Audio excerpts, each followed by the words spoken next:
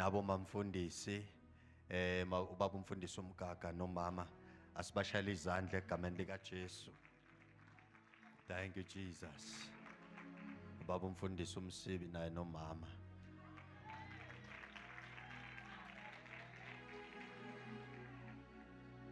Amen. Glory to Jesus. Ake sibingelele nje ngosami ngiyaxolisa ukuthi senihleli phansi kodwa ake sibingelele nje ubaba umpostoli the apostle MJ Shabalala ake simshayele izandla egameni lenkosi in his absentia. Thank you Jesus. Hallelujah. Thank you Jesus. Awungithintela umakhelane uthi Makhi siyahamba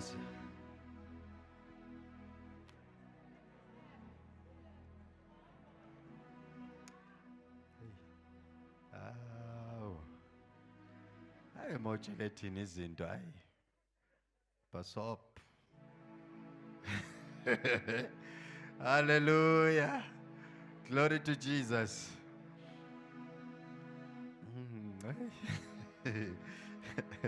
Siyambonga uNkulunkulu bazalwane. Hayi angivele ngithule. Ngizoze ngimoshe la. Kodwa nje kona kunjalo Makhi. Hallelujah. Hallelujah. Hayi njalo nje ayijiki Makhi. Usemnyango wezulu wehlela emhlabeni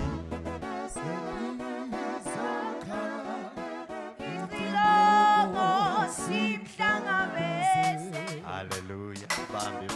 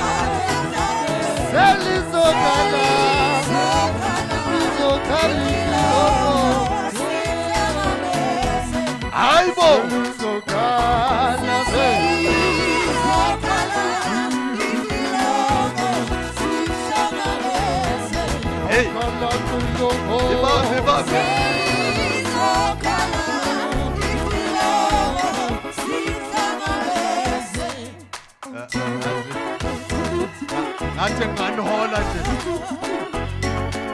Sophuma ngomnyango. Hey!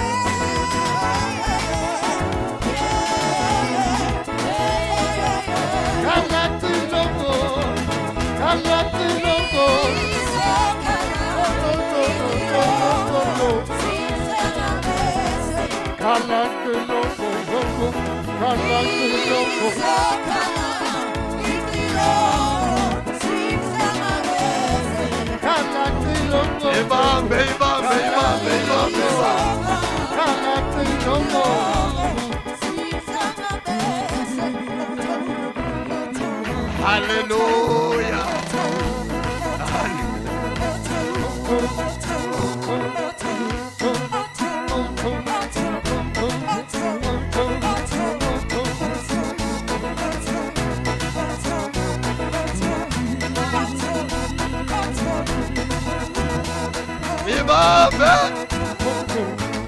Agauti ayeye satane ayeye ayeye matumoni ayeye. There is power in the name of shout Jesus. Jesus. Power. Aya sihlale phansi egameni lika Jesu. ngiyayibona le ngathi no celebration inyana. Thank you Jesus. Ake siyeni in the book of Proverbs chapter 18. Proverbs chapter 18 verse 20. Siyezweni lenkosi. Kwizaga chapter 18 verse elika 20. Awukodwa khona yena umuntu ongayithanda into entsha.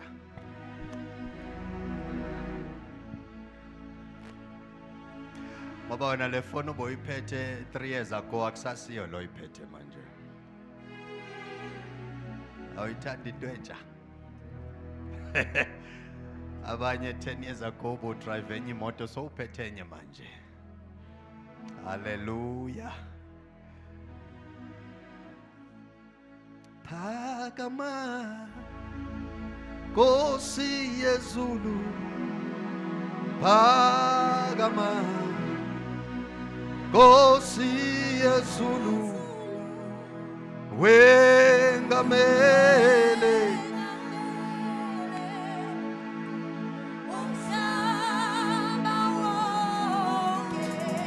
wengamele wengamele Phakama Phakama Phakama Phakama Phakama Phakama Nkosi yezulu wengamele wengamele wengamele wengamele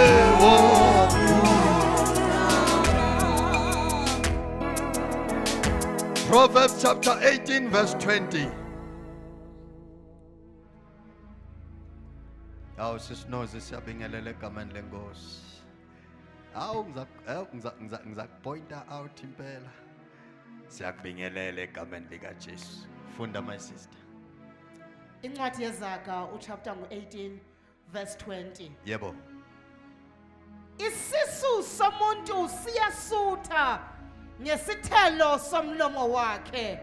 Saneliswa ngokuthela kwezindebe zakhe.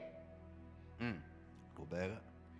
Ukufa nokuphila kusemandleni olimi. Nabaluthandayo bayakudla izithelo zalo. Phinda futhi verse 20. Isisu somuntu siyasutha ngesithelo somlomo wakhe. Saneliswa ngokuthela kwezindebe zakhe. Yebo. Ukufa nokuphila kusemandleni olimi. Nabaluthandayo bayakudla izithelo zalo. Nabaluthandayo ulimi bayodla izithelo zalo. Isisu somuntu saneliswa izithelo zomlomo wakhe. Kanti abaluthandayo ulimi, okay, isisu somuntu sanaliswa izithelo zakhe noma zomlomo wakhe. Bese lithi iBhayibheli ukufa nokuphila kulele emandleni olimi lakhe. And those who love it will eat its fruit. Abathanda ulimi bayophila ngolimi. Kanti namafruit wezinto oyikhulumayo iwona zokuphilisa. Amafruit wezinto eziphuma emlonyeni wakho yiwo azokuphilisa. Lithi iBhayibheli umuntu uyophila ngezinto ayikhulumayo. Lithi iBhayibheli umuntu uyophila ngezinto ezigcwele eswini sakhe ezibuya emlonyeni eziphuma ngomlomo wakhe. Amen. Mangabe siqhubeka lithi lapha ya ku 21 lithi ukufa nokuphila kulele emandleni olimi lwakho, which means olimi lwethu kunamandla egameni lika Jesu. Amen. Olimini lwakho kunamandla, emlonyeni wakho kunamandla, olimini lwakho kunamandla. Kunezinto othi mangabe uyikhipha ngomlomo wakho zifike ziphenduke into ephilayo noma ngabe kade ifile. Amen. Glory to Jesus. Oh, Jesus. Glory to God. Hallelujah. Lithi iBhayibheli emlonyeni wakho kulela ukuphila nokufa, kunamandla okuphila nokufa. Hallelujah.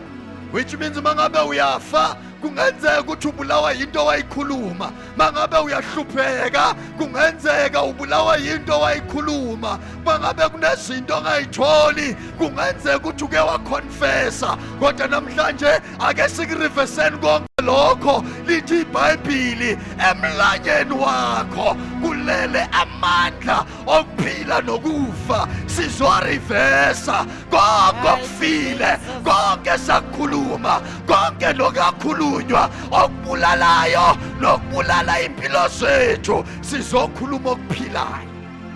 Oh, hallelujah. Sizophila ngomlomo wethu, sizophila ngama-confession wethu, sizophila ngezinto esiyikhipha olimini lethu. Amen. Oh, yes, Oh, glory to Jesus. Jesus. Lithi iBhayibheli ngelinye ilanga uNkulunkulu uyamthatha ngomoya wakho Hezekiya uyombeka phansi noma phakathi kwesigodi. Lithi iBhayibheli sasinamathambo omileyo. Lithi iBhayibheli uNkulunkulu mayefaka uHezekiya lapha uthi lamathamba ngaphila yini Hezekiya, ngoba uNkulunkulu ufuna uHezekiya akhulume, ngoba uNkulunkulu ufuna uHezekiya akhiphe into ezophilisa lamathambo. Amathambo kadomile, amathambo engasenako ukuphila, amathambo engasathembisi. Lithi iBhayibheli uNkulunkulu wabeka umuntu, wabeka uHezekiyeli, wathi ngaba ngaphila yini lamathambo. Uthi uHezekiya, mina ngazi Nkosi kodwa kwazi wena. Uthi uNkulunkulu kuHezekiya, Hezekiyeli, prophesy upon the dead bones. Okusho ukuthi nami namhlanje ngizokuchallenge, ngizothi prophesy upon your dead bones, ngizothi prophesy upon izinto zakho eyifile, unamandla wokuyivusa. Glory, glory, Unamandla glory. wokuyivusa, Oh, Jesus. unamandla wokuyivusa, Hallelujah. unamandla wokuvusa leyo nto yakhe efile, unamandla wokuvusa leyo msebenzi ofile, unamandla wokuvusa leyo promotion oyifunayo, unamandla wokukhuluma izinto eyifile zivuke zihambe ngeenyawo. Lithi iBhayibheli amasoja wamathambo omileyo avuka, ama ngeenyawo ahamba.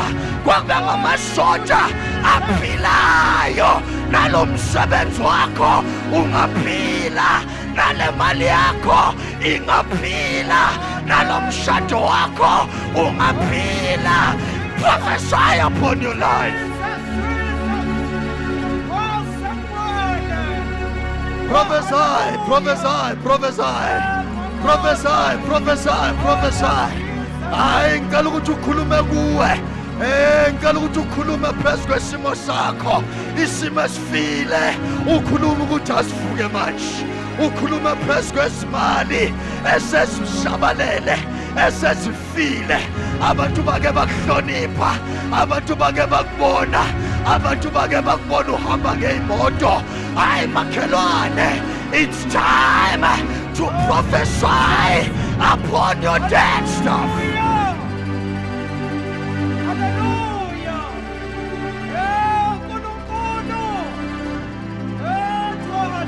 uNkulunkulu wasukela uHezekiyeli wamthatha wambeka phezu kwesigodi samathambo omileyo, amathambo angathembisi. Mangabe sithi amathambo omile, sisho ukuthi bengathembisi, sisho ukuthi bengenathemba, bekungenanto engabonakala ukuthi ngavuka la, bekungenanto ebonakalayo ukuthi ngenzeka la. Omunye uthi mfundisi, I am over 35 years. Umsebenzi angisawutholi.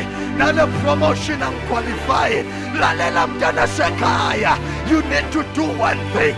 Just prophesy upon your bones. And your bones will raise up. Your bones will rise again. Your bones will rise again. Amabhones wakho ayofana nempi. Impi ka-Israyeli. Elithi iBhayibhile wabesethu uNkulunkulu amotshela abantwana bakwa-Israyeli ukuthi njengoba kuvukela amathambo nabo kanjalo impi yabo ngiyoyivusa kanjalo. Lalela, it's not over until God says it's over. Hey, okufile kuyavuka. Izinto ayifile ziyavuka kwaJesu. Jesus is able to restore you. Our Jesus is able to raise what is dead.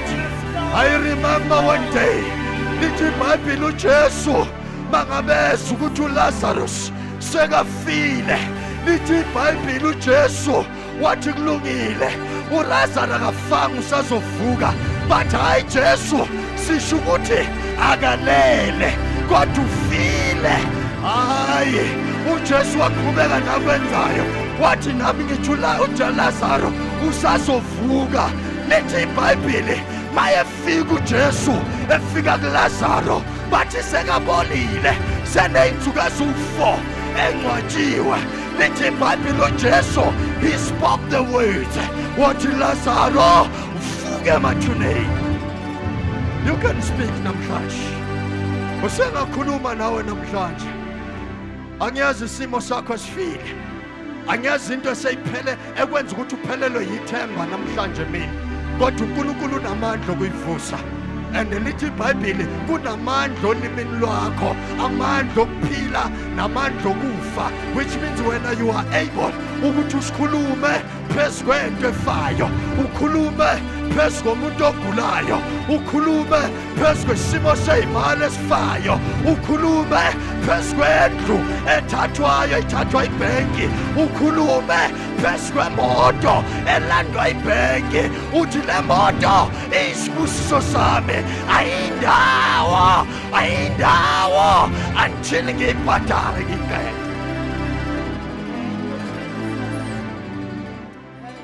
Ungathuswa isimo sasezweni. Oh hallelujah. Ungathuswa isimo sala emhlabeni. Isimo sala emhlabeni sithi into siqala ukuthi siyibone ngoba seyibonakala ngamehlo, kodwa isimo sasezulwini awukaboshaka. Isimo sasezulwini sithi into siqala emkhathini siyakhe ingekho, siyakhe ipheleliswe bese ayithatha amazulu azoyibeka emhlabeni. Haleluya. Yonke into yakhiwe ezulwini yakhiwe emkhathini mangabe seyifika emhlabeni ilapho seyimanifesta. Hey bazalwane, amen bazalwane, ungathuswa isimo sasemhlabeni. Asibona thina balana. Awu Nkosi yami, asibona thina bala, thina singabasezulwini. Amen. Ezulwini kuphilwa kwamoya. Izinto zethu iphila ngomoya. Izinto zethu sizakhe emoyeni kuqala. That is why lithi iBhayibhile uNkulunkulu mangabe zokwakha umhlaba, lithi iBhayibhile he formed the world through his weight. Hallelujah. Only through his weight. Akazange kube namaskafula, akazange kube nematerial, akazange kube nezinto, kodwa uNkulunkulu wakhuluma ukuthi let there be. Yonke into ekhona emhlabeni, lithi iBhayibhile akukho okwaba khona ngaphandle kukalizwi. Kanjalo nakuwe, if God can speak, now you can speak. If God can prophesy, now you can prophesy. Say, Makay, prophesy upon your life. Ungathuswa isimo. Isimo senza ukuthi baze bakunike nencwadi. Bathi le incwadi ye retrenchment. Incwadi ye retrenchment ingakuthusi. God is able to change it around. Hallelujah. Nkulunkulu izinto zakhe ziyenzeka kanje. Hallelujah. Hallelujah, hallelujah, hallelujah. Sebeyibhalile incwadi bathi ye-retrenchment le. Sebeyibhalile incwadi bathi unalesifo. Sebeyibhalile incwadi bathi siyayilanda indlu. Sebeyibhalile incwadi bathi siyayilanda imoto. Kodwa uNkulunkulu is able ukuthi mawukhuluma hey kunamandla bazalwane olimini lwethu. Lithi iBhayibheli siyodla izithelo zolimi lwethu. You've got power to reverse anything that you don't like in your life. Unamandla okureversa. Asikwazi ukuhlala nama-cases silinde kuphela ukubekwa izandla. Kumele sithi sibekwe izandla ngabafundisi nathi sibasikhuluma sithi wena moya wecase hayi awunawo awunamandla phezu kwami, awunasabelo phezu kwami, awunamandla moya wepoverty. Ngiyagcina namhlanje ezinye izinto bazalwane kwamele sikonfese.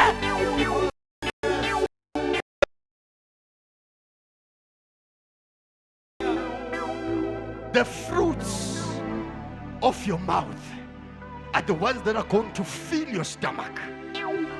If you're hungry, you have to speak, and then your stomach will be filled. Hallelujah. Mangabe ulambile uyakhuluma.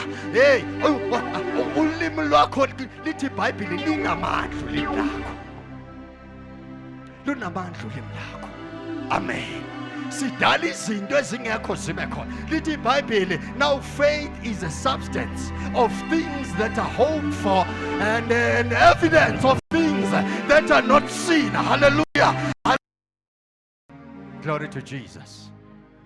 Glory to Jesus. Abanye sahlangana nabo emgaqweni baprofelaya emgaqweni. Amen. Bakutshela amanga emgaqweni. Nawe manje mawuhamba sowuhamba ngokwesaba ngoba bakutshela ukuthi uzofa, bakutshela ukuthi ngeke uyiqede inyanga, baqala hey khuluma phezu kwakho. Speak against every evil prophet.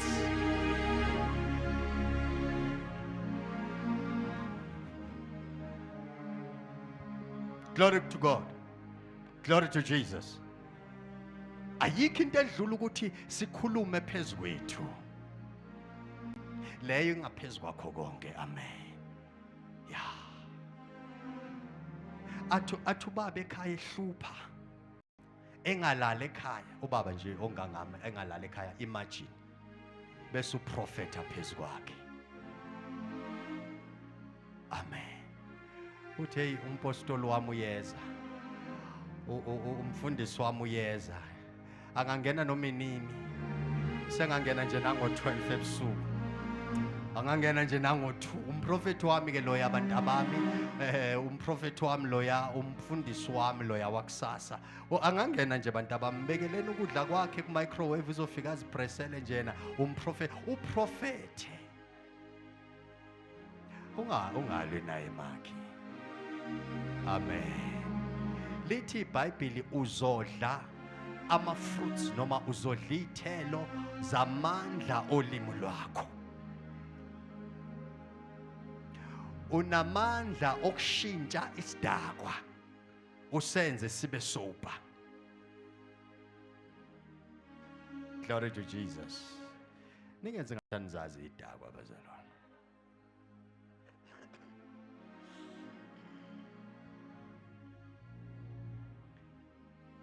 Thank you Jesus. Sesizothandaza. Ngiyabonga babuthabethu unginike ngesikhathi Nkosi yami nami. Nkosi yami Jesus. Ake sikhuleke sokhuleka bazalwane egameni lika Jesu Kristu. Thank you Jesus. What is impossible with man, with God it is all possible. You know uNkulunkulu mangabe sidala wasiphefumulela wayesinikeza wona lamandla wokuthi senze izinto njengaye, sikhulume njengaye, kwenzeke njengoba kwenzeka kuye. Amen. Amen. Asikho isimo esidlula noma esihlula uNkulunkulu. Mangabe uNkulunkulu esinikezile amandla ukuthi iweapon ebazalwane, our tongue is a weapon. Our mouth is a weapon. Lithi iBhayibheli emandleni kunamandla olimini, kunamandla emlonyeni wethu. Lithi iBhayibheli siyodla ngakho, siyophila ngakho and siyofa ngakho. Qala ukhulume nje, khuluma. Uzombona uNkulunkulu. Amen. Glory to Jesus. Glory to Jesus. Masingayeka ukuconfess izinto ezinegative. Siqala ukuconfess izinto ezipositive. Wethu namandla. Shintsha Baba isimo sabo ngenxa yolimi lwabo. Shintsha Baba impilo zabo ngenxa yolimi lwabo. Ngegama lika Jesu waseNazaretha siyakhuleka uNkulunkulu wethu namandla ukuthi amandla avusa uLazaro ethuneni. Akube lawo mandla azohlala olimini lwethu. Amandla siyokhuluma ngawo Baba phezu kwezinto ezifile zivuke. Amandla siyokhuluma ngawo Baba phezu kwezimali ezigulayo zivuke. Ngegama lika Jesu.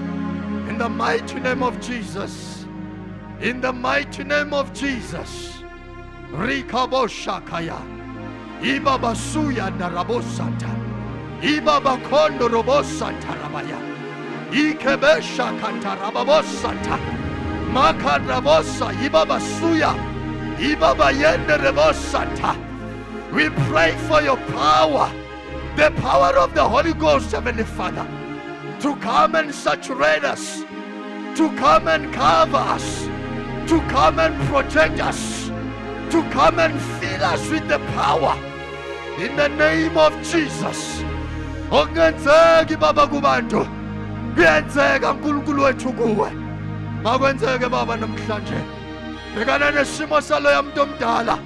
Bhekana nesimo salo yamuntu omusha. Ngegama lika Jesu Kristu. Abangene enkosi benezimo. Izimo zabo mayisuswe kuwe uNkulunkulu namandla. Baphume sebekhululekile. In Jesus' mighty name. Asimshayile izandla uNkulunkulu egameni lika Jesu. Shayile uJesu izandla kakhulu egameni lenkosi. Hallelujah, hallelujah, hallelujah. Thank you Jesus. Siyambonga uNkulunkulu bazalwane egameni lomfeli wethu Jesu Kristu waseNazaretha. Xawula umakhelwane uthi makhi sekwenzekile lokho kufisayo. Sekwenzekile lokho zokukhuluma empilweni yakho. Lithi iBhayibheli noma yini oyikhulumayo uma ukholwa ukuthi izokwenzeka seyenzekile. Alithi iBhayibheli izokwenzeka. Kodwa lithi mawukholwa ukuthi izokwenzeka seyenzekile. Amen. That is the power of your tongue. Because if you believe, you are going to speak it out. Amen. Hey, uNkulunkulu akakwenzele man. Hallelujah. Ngathi abanye angabenzela nje kuyo leli viki yazo uNkulunkulu. Akakwenzele kule leli viki. Yeah. But bayakufonela ukuthi manje asambe phela ngithi sijwayele ukugibela nawe i-local ndawonye. Uvela uthi no man yazi ngicela ukuthi uma egate la kwakho ngizokufica khona.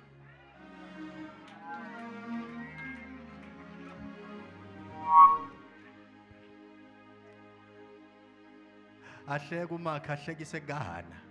Sorry, ahlekise kaSara. Uthi hey ngithi mana egate la kwakho ngizokuthola khona. Glory to Jesus. Glory to God.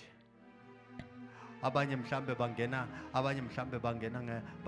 beza la enkonzweni ngeUber. Manje asenze as-Uberishe sobabili ndawonye. Uthi lalela ungayibizi Uber. Ngizoza nayo.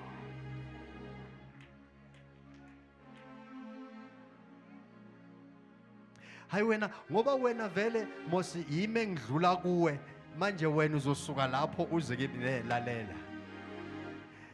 Unga-Uberishi mina ngizoza nayo.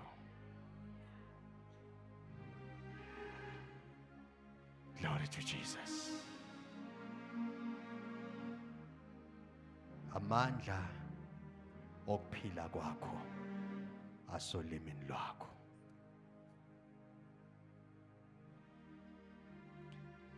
Awushayela uNkulunkulu izandla futhi egameni likaJesu. Siyambonga uNkulunkulu. Kulesi sikhathi samanje ngizocela nje mangabe bakhona abazalwane abalapha ya ku social media, Facebook noma lapha ya ku YouTube. Nawe uthatha umnikelo wakho othi ngiyathepha unto this anointing of Eagle Mountain Prophetic Ministries. Ngiyafisa ukutshala imbewu noma ngiyathepha kule anointing. May God help you usenza kanjalo. uNkulunkulu akubusise, uNkulunkulu akwandisele, uNkulunkulu akunikeze idingo zempilo yakho. In Jesus mighty name. Ama bank account akhona ku screen, uzowathola lapha ku screen enzansi. God bless you as you do so. Amen. Siyabonga ke bazalwane, uNkulunkulu akasibusisa senzele kahle egameni lika Jesu Kristu. Ake siyeni ke emnikelweni egameni lenkosi.